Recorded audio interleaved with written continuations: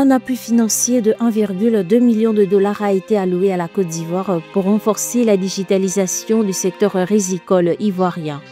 Au Sénégal, le taux de croissance économique est attendu en hausse de 8% en 2025 contre 6,1% en 2024 selon les projections du rapport économique et financier 2024-2025 publié le 30 juillet par le ministère de l'Économie.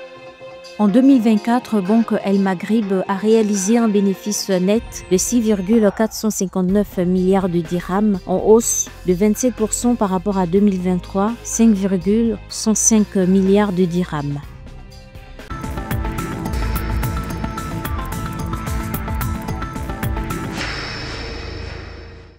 Pour moderniser sa filière rizicole, la Côte d'Ivoire a obtenu, le 29 juillet 2025, un appui financier de 1,2 million de dollars, soit environ 682 millions de francs CFA octroyés par le gouvernement japonais en vue de soutenir la digitalisation du secteur rizicole ivoirien. C'est ce qu'a annoncé le représentant de l'Organisation des Nations Unies pour l'alimentation et l'agriculture FAO en Côte d'Ivoire. Le montant alloué pour redresser la filière rizicole me paraît très intéressant, mais doit être orienté vers 2 points très importants. Le premier, c'est la qualité de la semence. Trouver une semence à haut rendement et qui supporte les aléas climatiques tels que le réchauffement climatique. Deuxièmement, il faut aussi allouer des montants pour l'aménagement des zones rizicoles afin de pouvoir retenir les eaux de pluie afin que ces dernières soient disponibles au moment où on en a besoin.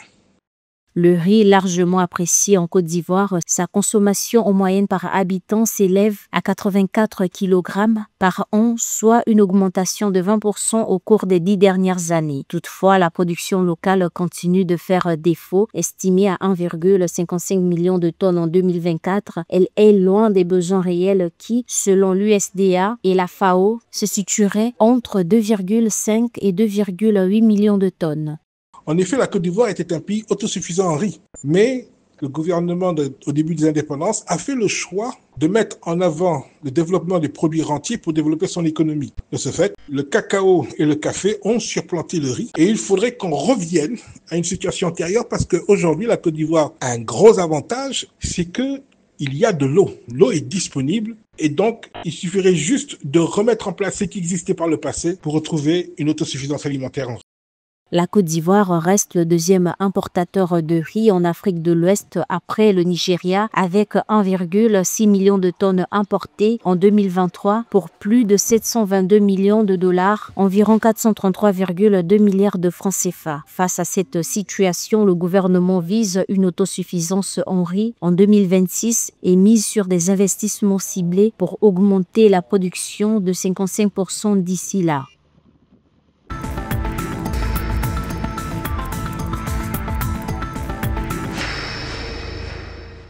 Au Sénégal, le taux de croissance économique est attendu en hausse de 8% en 2025 contre 6,1% en 2024 selon les projections du rapport économique et financier 2024-2025 publié le 30 juillet par le ministère de l'Économie. Cette performance soutenue par les secteurs des hydrocarbures, des infrastructures et des services reflète l'impact positif des réformes engagées par les autorités. Hors hydrocarbures, le PIB réel devrait croître de 4,2%. Le secteur tertiaire, de son côté, devrait progresser de 3,3% à la faveur de la bonne tenue des services d'hébergement et de la restauration.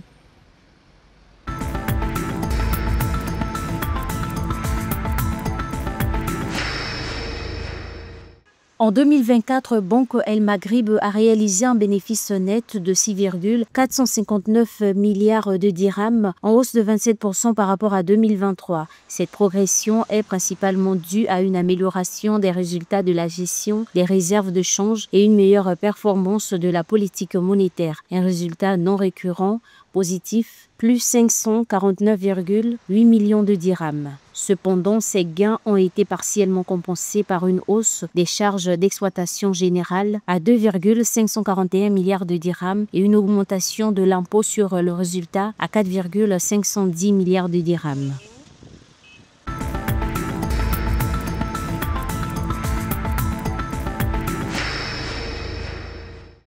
Le gouvernement camerounais prévoit d'investir 70,2 milliards de francs CFA pour relancer la cotonnière industrielle du Cameroun, SICAM, autrefois leader du textile en Afrique centrale, aujourd'hui en déclin. L'objectif est de sextupler la capacité de transformation du coton d'ici 2030, selon le rapport 2025 de la Banque africaine de développement BAD.